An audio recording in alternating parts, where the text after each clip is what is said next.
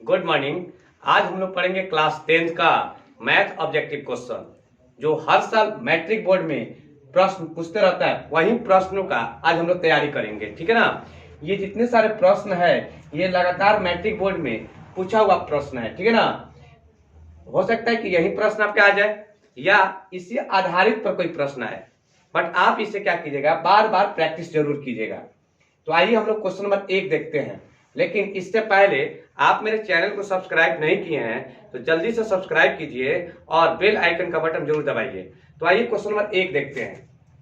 Question number 1 क्या कह रहा है कि एपी 10, 7, 4, डॉट डॉट डॉट का 30वां पद ज्ञात करें। तो 30वां पद बोला है, तो 30वां पद बोलेगा तो याद रखिएगा a प्लस 29d लिख देंगे। अब ये सर केवल 30वां पद रहेगा तब a प्लस 29d लिखेंगे? नहीं, अगर यहाँ 25वां पद रहेगा तो a प्लस 24d लिखेंगे। अगर यहाँ 20वां पद रहेगा तो a प्लस 19d लिखेंगे, ठीक है ना। एक कम कर दीजिएगा। तो a का तो प्रथम पद का मान यहाँ कितना दिया है 10, a को प्रथम पद से कहते हैं प्लस 29 है तो 29 उतार देंगे, गुना d का मान कैसे निकालते हैं? तो आपको तो पता है कि दूसरा में से क्या करते हैं, पहला को घटाते हैं। तो दूसरा में से पहला को घटाएंगे तो कितना आ जाएगा, -3 आ जाएगा। तो 10 प्लस 29 में 3 से गुना करेंगे तो -87 हो जाएगा। अब इसको सॉल्व करेंगे तो -77 आ जाएगा। तो देखिए क्या ऑप्शन में -77 दिया हुआ है, तो सी नंबर पे आपका ऑप्शन में -77 दिया हुआ है, यही आपका करेक्ट आंसर हो जाएगा। अब आइए क्वेश्चन नंबर 2 देखते हैं। AP a minus B A plus B का सार्वा अंतर है। फिर वही बात आ गया, सार्वा अंतर मतलब d निकालना। तो सार्वा अंतर हम लोग कैसे निकालते हैं, दूसरा में से पहला को घटाते हैं। तो दूसरा का मान क्या है, a है, और a में से किसको घटाएंगे, a माइनस बी। तो घटा चिन्ह दे देंगे और उसके बाद a माइनस बी लिख देंगे। अब देखिएगा a का a उतर गया, माइनस है, कोष्ठ के बाहर माइनस है तो अंदर का सारा चिन्ह क्या होता है, बदल जाता है। तो यहाँ क्या हो जाएगा, प्लस हो जाएगा। a से a कट गया तो b आया। अब देखिए क्या इस ऑप्शन में b दिखाई दे रहा है, तो d नंबर में b का मान है, यही आपका क्या हो जाएगा, करेक्ट आंसर हो जाएगा। क्वेश्चन नंबर 3 क्या कह रहा है, यदि दो संख्याओं का मौसा 1 है, यदि दो संख्याओं का मौसा का मतलब होता है HCF होता है, दो संख्याओं का मौसा 1 है तब वो संख्याएं कहलाती हैं। तो याद रखिएगा, दो संख्याओं का जहां मौसा बोलेगा 1 है तो उसे सअभाज्य संख्या कहते हैं। सअभाज्य संख्या मतलब सी नंबर आपका ऑप्शन सही होगा, करेक्ट, ठीक है ना, याद रखिएगा। उसके बाद अगला क्वेश्चन क्या कह रहा है, निम्नलिखित में कौन अपरिमेय संख्या नहीं है। ध्यान रखिएगा, नहीं वाला बच्चा को दिमाग में नहीं सेट कर पाता है कि क्या मैं लिखूं। निम्नलिखित में कौन अपरिमेय संख्या नहीं है, इससे हर साल क्वेश्चन पूछते रहता है, ठीक है ना। इस क्वेश्चन में फोकस कीजिएगा, ध्यान रखिएगा। निम्नलिखित में कौन अपरिमेय संख्या नहीं है, मतलब अपरिमेय संख्या नहीं है। तो आप जानते हैं कि पाई क्या है, अपरिमेय संख्या है, ये नहीं होगा। √7 भी क्या है, अपरिमेय संख्या है।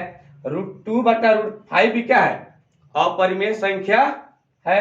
अब यहाँ डी नंबर देखिएगा, ये √3 ऊपर लिया, 2√3 लिखा है, 7√3 लिखा है। तो √3 से √3 काट देंगे तो क्या बचेगा, 2/7 बचेगा।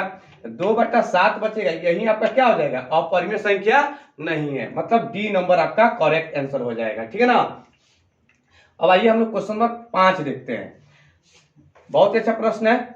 बहुपद y के पावर में 4 दिया है, प्लस y के पावर में 3 दिया है, प्लस y के पावर में 2 दिया है, प्लस y प्लस 1 का घात है, ठीक है ना। तो इसमें यही करना रहता है, सबसे अधिकतम घात देखते हैं कि सबसे बड़ा घात इसमें कौन है। तो देखिएगा इसमें सबसे अधिकतम घात किस पर है, y के पावर में 4 है, मतलब 4 जो है आपका क्या हो जाएगा, आंसर हो जाएगा। तो मतलब 5 का ए नंबर आपका सही है। अब आइए क्वेश्चन नंबर 6 देखते हैं, ठीक ना। क्वेश्चन नंबर 6 क्या कह रहा है कि 3 के पावर में 0, 3 के पावर में 0 प्लस 2 के पावर में 0 का मान है। तो याद रखिएगा, किसी भी संख्या के पावर में 0 रहता है उसका मान 1 हो जाता है। तो 3 के पावर में 0 है तो उसका मान कितना हो गया, 1। बीच में प्लस है तो प्लस लिख देंगे, और 2 के पावर में 0 है तो उसका मान कितना हो जाएगा, 1। तो 1 कितना होता है, 2 होता है। तो ऑप्शन में देख लीजिएगा 2 है कहीं कि नहीं है। तो डी नंबर पे है। हो सकता है कि आपकी जगह पे यहाँ पे गुना दे दे, भाग दे दे, आप इस पर ध्यान रखिएगा। क्वेश्चन यही रहेगा लेकिन थोड़ा सा चेंजिंग कर देगा, ठीक है ना। आइए अब हम लोग क्वेश्चन नंबर 7 देखते हैं, ठीक है ना। क्वेश्चन नंबर 7 क्या कहता है, मूल बिंदु का निर्देशांक है। मूल बिंदु का निर्देशांक है, जैसे मैं कार्तीय तल में आपको दिखाना चाह रहे हैं, तो देखिएगा ये एक्स अक्ष होता है और ये वाई अक्ष होता है। तो एक्स अक्ष के लिए आपका यहाँ पे है 0 0 होता है, इसका मतलब मूल बिंदु का निर्देशांक 0 0 होता है एक्स, और वाई का मूल क्या होता है, पहले का नंबर एक्स होता है, दूसरा का नंबर क्या होता है, वाई होता है। तो एक्स अक्ष का कोई पूछेगा कि मूल बिंदु का निर्देशांक क्या होता है, तो क्या बोलेंगे 0 0, मतलब सी नंबर आपका आंसर क्या हो जाएगा, बिल्कुल सही हो जाएगा, ठीक है ना। अब है क्वेश्चन आगे देखते हैं, बिंदु -10, 6 और 6, -10 के मध्य बिंदु है। मध्य बिंदु का निर्देशांक हमें बताना है, ठीक ना। तो मध्य बिंदु कैसे हम निकालते हैं लोग, तो -10 और 6 को, मतलब x1 है और x2 है, एक साथ कर देंगे, और 6 और -10 का एक साथ कर देंगे। तब इन दोनों को एक साथ जोड़ते हैं तो कितना आ जाएगा, 10 -10 और +6, -10 और प्लस क्या है 6 है, -10 है और प्लस में क्या है 6 है। इसको सॉल्व करेंगे, फिर उसी प्रकार यहाँ पे 6 दिया है और -10 दिया है, तो इसको सॉल्व करेंगे, -6 प्लस क्वेश्चन में क्या देंगे -10, बटा में क्या हो जाएगा 2 हो जाएगा। 10 में से 6 को घटाएंगे तो -4 हो जाएगा, इसको काटेंगे तो -2 आ जाएगा, ठीक है ना। मतलब x अक्ष का मैंने निकाल दिया। अब y अक्ष में देखेंगे तो इसका कैसे होगा, तो यहाँ ध्यान दीजिएगा, इसके आगे 6 दिया है तो 10 में से 6 जाएगा, कितना हो जाएगा, इसका भी -4 हो जाएगा। इसको काटेंगे तो 2 बार में भी आ जाएगा, मतलब -2 इसका भी आ रहा है, मतलब x का भी मान -2 आ रहा है और y का भी मान -2 आ रहा है। तो देखिए क्या 8वां नंबर के ऑप्शन में -2 कहीं दिखाई दे रहा है, हाँ दिखाई दे रहा है सी नंबर में। तो याद रखिए, कभी मध्य बिंदु का निर्देशांक बोलेगा निकालने के लिए तो आप क्या कीजिएगा, पहले का x1 को x2 के साथ जोड़ दीजिएगा और 2 से क्या कीजिएगा, भाग कर दीजिएगा। फिर y1 और y2 को जोड़ दीजिएगा, 2 से क्या कीजिएगा, भाग कर दीजिएगा, दोनों का मान आपको पता चल जाएगा, ठीक है ना। अब आइए देखते हैं क्वेश्चन नंबर 9। क्वेश्चन नंबर 9 क्या कह रहा है कि बिंदु -4, 3 किस चतुर्थांश में है। ये क्वेश्चन जो है अपने आप में बहुत ही मायने रखता है, क्योंकि इससे 1 से 2 नंबर क्वेश्चन हर साल पूछता है। यही क्वेश्चन नंबर 9, ध्यान रखिएगा, इस पे ये माइंड में सेट कर लीजिएगा, कहाँ पे कौन सा साइन होता है, कहाँ पे कौन सा चिन्ह होता है, इस पे ध्यान रखिएगा। तो -4, 3 मतलब पहले माइनस है बाद में प्लस है। तो आइए हम कार्तीय तल पर आपको समझाना चाहते हैं कि कौन सा चतुर्थांश पहला नंबर पे होता है। देखिए पहला का नंबर इस खंड को कहते हैं, दूसरा का नंबर इस खंड को कहते हैं, मतलब चतुर्थांश, पहला चतुर्थांश हो गया, दूसरा का चतुर्थांश हो गया, तीसरा चतुर्थांश हो गया, और ये चौथा नंबर। कहीं के चतुर्थांश के बदले में पाद भी लिखता है, याद रखिएगा। तो फर्स्ट नंबर चतुर्थांश है, तो फर्स्ट नंबर चतुर्थांश में प्लस और प्लस चाहिए, याद रखिएगा। सेकेंड नंबर चतुर्थांश में माइनस और प्लस होता है, ठीक है। थर्ड नंबर चतुर्थांश में माइनस और माइनस होता है, ठीक है ना। और चौथा नंबर चतुर्थांश में प्लस और माइनस होता है। अब क्वेश्चन पे आ जाइए कि पहले माइनस है बाद में प्लस है, तो पहले माइनस और बाद में प्लस, तो कौन नंबर चतुर्थांश हो रहा है, दूसरा नंबर हो रहा है। तो देखिए 9 का कहाँ पे दूसरा नंबर लिखा हुआ है, बी पर लिखा हुआ है, द्वितीय, यही आपका क्या हो जाएगा, करेक्ट आंसर हो जाएगा, ठीक है ना। अब आते हैं क्वेश्चन नंबर 10, दिया है कार्तीय तल में स्थित किसी बिंदु 6, 4 के कोटि का मान होगा।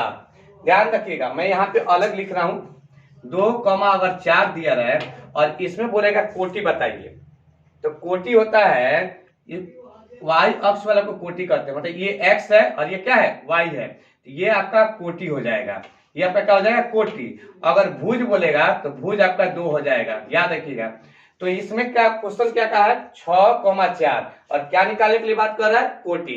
तो 4 जो हो जाएगा आपका कोटि हो जाएगा, तो इसमें बी नंबर आपका बिल्कुल क्या है, सही है, ठीक ना। आगे क्वेश्चन दिया हुआ है कि x अक्ष से बिंदु 3, 4 की दूरी है।